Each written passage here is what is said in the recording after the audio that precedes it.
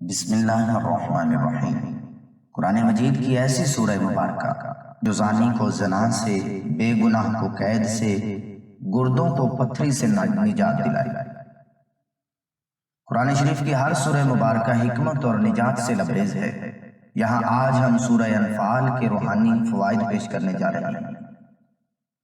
الانفال کا معنی قدرتی ذخائر یا قدرتی مال کے طور پر بھی لیا جاتا ہے، لیکن یہ سورت غزوہ بدر کے موقع پر نازل ہوئی، جس کی وجہ سے اسے سورہ بدر بھی کہا جاتا ہے، اور اسی وجہ سے سورت الانفال کا مطلب مال غنیمت کے طور پر بھی لیا جاتا ہے۔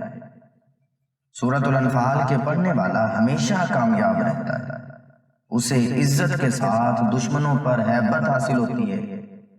سورت الانفال بے گناہ قید میں کیے گئے قیدی کی رہائی کا ذریعہ۔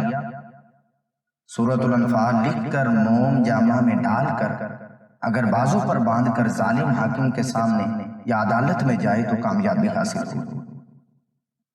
کسی شخص کو پتھری ہو تو سورت الانفال پڑھ کر دم کرے اور عرق گلاب و زعفران سے لکھ کر آب نیساں یعنی موسم بہار کے بارش کا پانی میں گھول کر پلائی جائے تو پتھری خارج ہو جائے گی۔